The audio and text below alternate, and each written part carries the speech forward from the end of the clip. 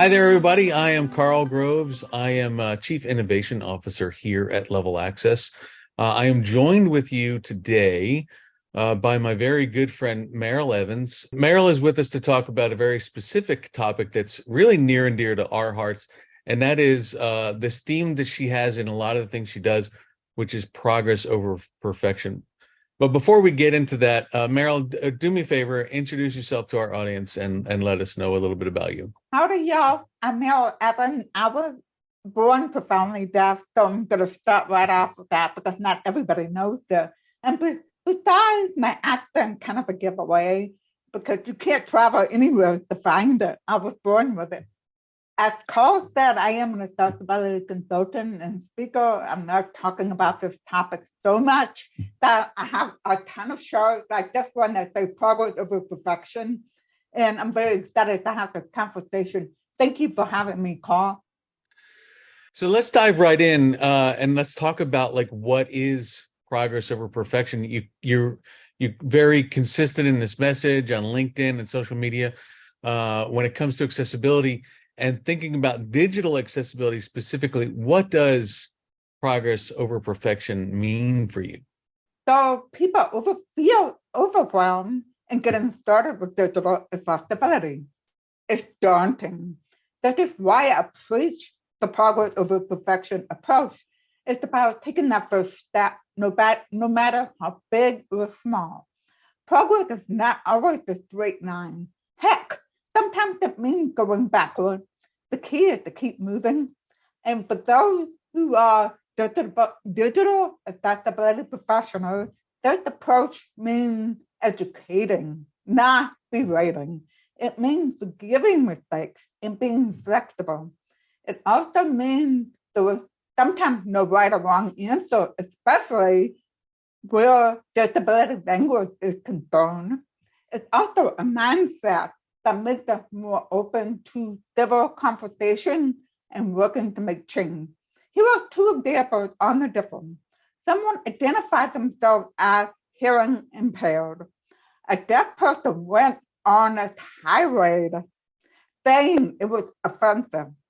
This isn't a progress over perfection mindset. An example of a progress over perfection mindset was the discussion that I had recently on a post about the H word. Everyone who commented was civil and we learned from each other. Once upon a time, the H word made me cringe, but it was based on faulty information. However, some people still have a strong reaction to it, which is why I'm not saying the word. So I find the progress over perfection mindset applies to a lot of things in my everyday life. It means I approach interaction in that I will learn something or educate someone. So let's talk about two sort of differing aspects to this idea. What does it look like when an organization is focusing too much on perfection and not enough on the progress? Like, what is that? What kind of challenges does that create for the organization? An organization that's focused on perfection won't launch until they get that website, product, or whatever just right. It delays making change. People need something that could be released sooner. A great example is my Meta Quest virtual reality headset. It does not have automatic caption. I've heard it was coming for more than a year. As a result, I wholly use the headset outside of client project. Hence, the challenge it creates is that they miss out on potential customers and are at risk for a customer going to competitors. Now, Apple is coming out with a new virtual reality headset. While it costs a lot more than the Quest, it already has an advantage. Developers can use the same techniques and tools they already use on other Apple platforms to create an accessible experiences on their headset. On the flip side to Meta Quest is Apple again. They finally released live captions for iPhone and iPad. But what's cool is they didn't wait until the captions were perfect. When you turn on live caption in the accessibility setting on the iPhone, it specifically says better next to the name. So I know it's not going to be perfect. And I'm more willing to put up with the imperfection knowing that. I had an iPhone 7 when the live caption came out. I took it as a sign to upgrade to a new phone, and I got the iPhone 14. So Apple made money from me buying a new iPhone by releasing the live caption embedded. Otherwise, I would still be on iPhone 7. And yeah, it's great to see that because they're working on it, right? They're getting there. They're making that incremental change. It's easy for companies to think to themselves, well, if it's not perfect, people are going to get really mad. And you kind of highlighted that in some cases people will. And so you have this with your progress over perfection approach. I think you do have this sort of blended approach of encouragement of the companies who are making that progress, but also encouragement of end users in the community being patient, understanding that we're not going to get there immediately and it's okay. You've mentioned that accessibility is an ongoing journey and not a destination, but can you elaborate a little bit more on this idea? Like, what would you say to an organization that wants to reach a specific end goal? Accessibility should not be the end goal because it never ends. You can have a perfectly accessible website today, but tomorrow the marketing team may ignore all accessibility best practices with their new blog post. Besides, there is no such thing as 100% accessibility. A simple example of this is dark and light mode. Everyone prefers one or the other, so not always a way to make both parties happy in a static situation like a presentation. Virtually, websites and apps can offer dark and light mode as a setting. Offering options is always the best way to go. Back to your question about reaching goals. Every department is going to have different goals in making progress with accessibility. The marketing team, for example, will have its own goals. These can be employees undergo accessibility training, document the blog publishing process that includes making the post accessible, and document the video creation process, which includes accurate caption. Now, each human resources will have their own goals to work through. The first one could be making the application itself accessible. The second could be creating a process for candidates to share their accessibility requirements for interview. And another goal is to train interviewers on how to interview and what they need to know to give people a fair shot. There's sort of a theme going with a lot of your answers to these questions, right?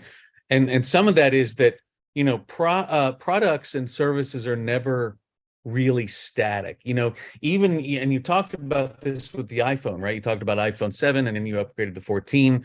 And of course, websites and things like that are also, like a living organism. They grow, they evolve, and things like that. You even just mentioned blog posts, which are added constantly. So what are some specific examples of progress with digital accessibility that made a meaningful impact on users, such as in websites or marketing content or in software platforms like payroll systems? When companies get started with digital accessibility, one of the first steps I advise is creating an accessibility statement that contains at least 2 modern contact options and putting it in the footer that appears on every page of the website. This way, people can find it and know how to contact them. It's important to acknowledge those messages quickly. They can also help you prioritize what to work on next in accessibility.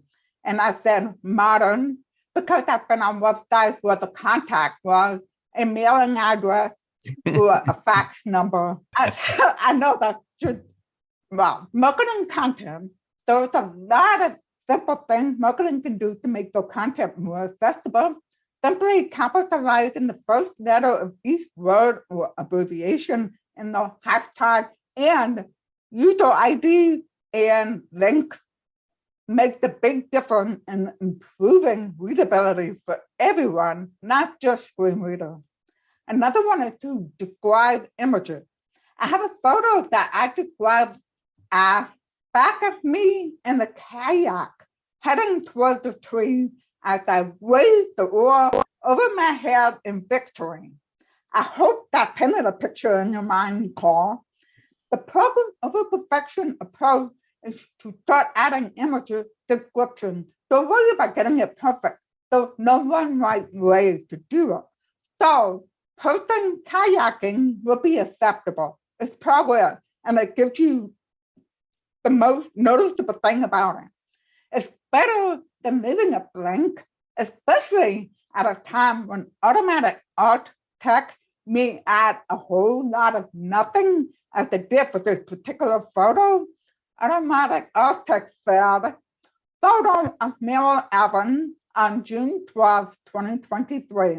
Maybe an image of one person, body of water, and nature. Not one mention of kayaking. Right? Yeah. And then software platform like payroll system, a lot of companies forget they need to ensure their app and tool need to be accessible to their own employees. Imagine a blind employee who can't use the payroll system to look up how much they got paid in the last paycheck. Everyone should be able to view their paycheck information.